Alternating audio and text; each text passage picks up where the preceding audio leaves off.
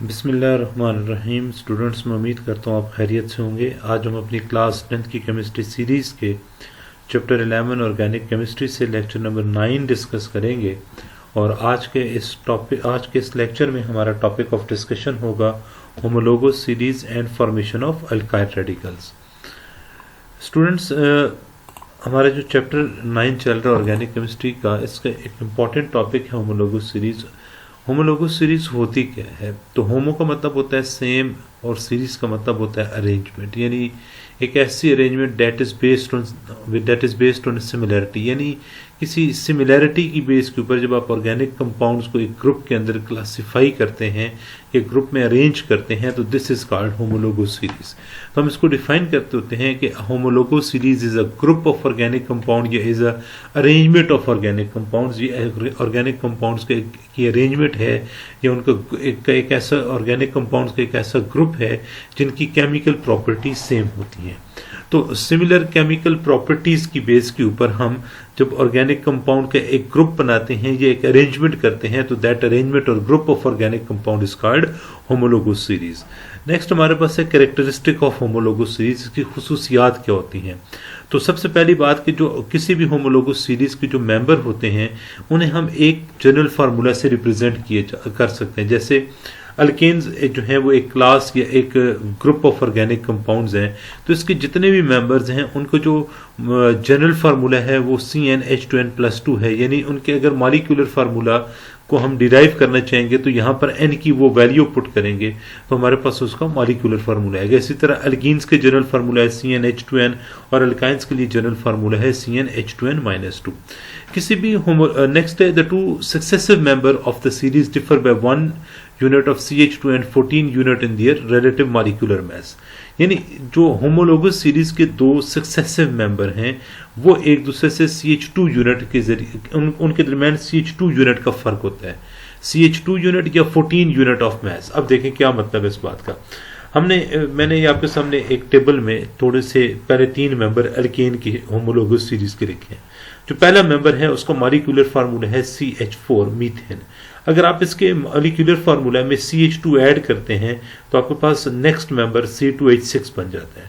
और अगर आप इसके मॉलिक्यूलर फार्मूला C2H6 में CH2 ऐड करते हैं तो ये आपके पास C3H8 बन जाता है।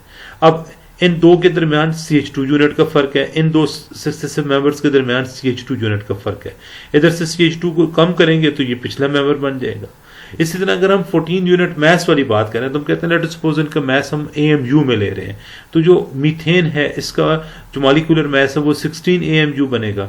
अब 14 इसमें ऐड कर देंगे तो 30 इसका मैस बन जाता है। अब इसको कैलकुलेट भी कर दें तो 2 कार्बन है, एक कार्बन का मैस 12 होता है, तो 2 × 12 24 + 6, एक हाइड्रोजन का 1 होता है, 6 हाइड्रोजन है तो 6 करेंगे ये 30 आ जाता है। और इसी तरह फिर नेक्स्ट में ये 44 हो जाएगा।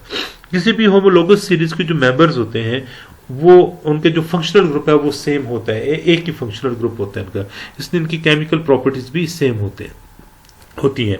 हमारे पास जो होमोलोगस सीरीज के मेंबर हैं इनकी फिजिकल प्रॉपर्टीज एक दूसरे से डिफरेंट होती हैं, और वो फिजिकल जो प्रॉपर्टीज हैं वो ग्रेजुअली इंक्रीज, फिजिकल प्रॉपर्टीज जो हैं उनमें इंक्रीज करती हैं जैसे जैसे आपके पास मॉलिक्यूलर मास इंक्रीज होता है। और होमोलोगस सीरीज के सारे मेंबर को एक ही तरह के जनरल या सिमिलर जनरल मेथड से हम प्रिपेयर कर सकते हैं। नेक्स्ट हमारे पास है formation of alkyl radical. Alkyl radicals क्या हैं? ये डेरिवेटिव्स ऑफ अल्केन होते हैं। जब हम अल्केन का एक हाइड्रोजन कम कर देते हैं तो हमारे पास अल्काइल बनता है। हमने देखा पिछली स्लाइड में कि जो अल्केन्स हैं उनका जनरल फार्मूला होता है CnH2n+2, और जो अल्काइल्स हैं इनका जो जनरल फार्मूला है वो होता है CnH2n+1। इनके नाम के आखिर में जो सुफिक्स है वो YL आता है। अब इसको देखिएगा कैसे हम डिस्कस करते हैं। हमने अल्केन है हमारे पास, जो पहला मेंबर अल्केन की सीरीज का मीथेन है जिसका मॉलिक्यूलर फार्मूला होता है CH4। जब आप इस CH4 का एक H कम करते हैं तो आपके पास CH3 बन जाता है। यहाँ से अब हम मेथ ले रहे हैं और इसके नाम के आखिर में YL लगा रहे हैं तो ये मिथाइल, तो जो पहला अल्काइल रेडिकल बनता है वो मिथाइल है। इस तरह जब हम इथेन का एक H कम करते हैं तो ये आपके पास C2H5 बनता है। आप इसको इस तरह लिखें या आप इसको अगर स्ट्रक्चर की फॉर्म में लिखेंगे तो इसका स्ट्रक्चर होगा CH3 और ये फिर आगे CH3। तो इसका जब आप एक H कम करेंगे तो इथाइल का जब आप स्ट्रक्चर बनाएंगे वो आएगा CH3 बॉन्ड CH2 और यहाँ से फिर ये एक बॉन्ड इसका आगे बनाने की एबिलिटी रखते हैं। इस तरह प्रोपेन है C3H8 होता है, इसका एक H कम करेंगे तो ये C3H7 है। प्रोपाइल के रेडिकल्स हम नेक्स्ट स्लाइड में डिस्कस करेंगे। C5H10 ब्यूटेन है, इसका एक H कम करेंगे तो आपके पास C4H9 बनता है जिसे हम ब्यूटाइल कहते हैं। इस तरह पेंटेन का एक H कम करेंगे तो पेंटाइल बनेगा, then hexyl and so on, ये सिलसिला चलता रहता है। अब प्रोपेन के रेडिकल्स देखिए, प्रोपेन जो है ना स्टूडेंट्स, इसका एक ओपन चेन स्ट्रक्चर है जिसे CH3 CH2 CH3 से हमने रिप्रेजेंट किया है।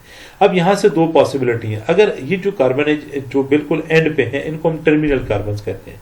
अगर हम प्रोपेन के टर्मिनल कार्बन से इससे या इससे H रिमूव करते हैं तो हमारे पास जो स्ट्रक्चर बनेगा वो होगा CH3 CH2 CH2। तो ये जो प्रोपाइल बना है, अब देखें ये प्रोपेन का एक H कम करके हमारे पास ये प्रोपाइल बना है। तो प्रोपेन के एक H कम जब हम करते हैं तो प्रोपाइल बनता है, और आपने टर्मिनल पोजीशन से अगर हाइड्रोजन हटाया है तो उस वक्त जो प्रोपाइल बनेगा उसे हम कहते हैं एन प्रोपाइल। और अगर आप प्रोपेन की सेंटर जो पोजीशन है वहां से सेंट्रल कार्बन से जब आप हाइड्रोजन रिमूव करते हैं तो उस वक्त जो प्रोपाइल बनता है उसे हम नाम देते होते हैं आइसोप्रोपाइल का। ये सेंट्रल कार्बन से आपने एक H हटा दिया है, इधर CH2 है सेंट्रल कार्बन, यहाँ पर एक H आपने रिमूव कर दिया है। इस तरह स्टूडेंट्स नेक्स्ट हम देखेंगे ब्यूटेन के रेडिकल्स। ब्यूटेन जो है इसका मॉलिक्यूलर फार्मूला होता है C4H10, और आइसोमरिज्म वाले टॉपिक में आप पढ़ गए हैं कि इसके दो आइसोमर्स हैं। एक आपके पास होता है एन ब्यूटेन जिससे 3CH2CH2 ओपन चेन स्ट्रक्चर जो है इसका, या स्ट्रेट चेन स्ट्रक्चर जो है वो आपके पास है, और दूसरा होता है आइसोब्यूटेन। अब स्टूडेंट्स अगर हम ब्यूटेन लें और इसके टर्मिनल हाइड्रोजन को रिप्लेस करें तो उस वक्त हमारे पास जो अल्काइल बनता है that is called n butyl. यानी जब आप terminal hydrogen of n butane को रिमूव करते हैं तो आपके पास जो अल्काइल रेडिकल बनता है that is called n butyl. और जब आप सेंट्रल, ये जो दो CH2 CH2 है ये सेंट्रल कार्बन है, इनमें से किसी एक से H रिमूव करते हैं तो उस वक्त जो आपके पास ब्यूटाइल बनता है that is called secondary butyl. अब जो नेक्स्ट हमारे पास है वो है आइसोब्यूटेन। देखिए स्टूडेंट, आइसोब्यूटेन का ये स्ट्रक्चर है। आइसोब्यूटेन की जब आप टर्मिनल पोजीशन से, यानी ये जो 3 CH2 है इनमें से किसी एक से H रिमूव करते हैं, जैसे हमने यहां से रिमूव किया, तो ये जो आपके पास स्ट्रक्चर बनता है इसे हम कहते हैं आइसोब्यूटाइल रेडिकल। और जब आप ये सेंट्रल पोजीशन का H रिमूव कर देते हैं ये वाला, तो उस वक्त आपके पास जो स्ट्रक्चर, ये जो अल्काइल रेडिकल बनता है that is called tertiary butyl radical. Next आपके पास है एग्जाम में इनके क्वेश्चंस कैसे आते हैं। एक बड़ा सिंपल सा क्वेश्चन, होमोलोगस सीरीज क्या होती है, हम ऊपर उसकी डेफिनेशन आप लिख देंगे। उसके बाद अल्काइल रेडिकल्स क्या हैं, ये कैसे बनते हैं, तो हम बताएंगे जब अल्केन का एक H कम करते हैं तो हमारे पास अल्काइल रेडिकल बनता है।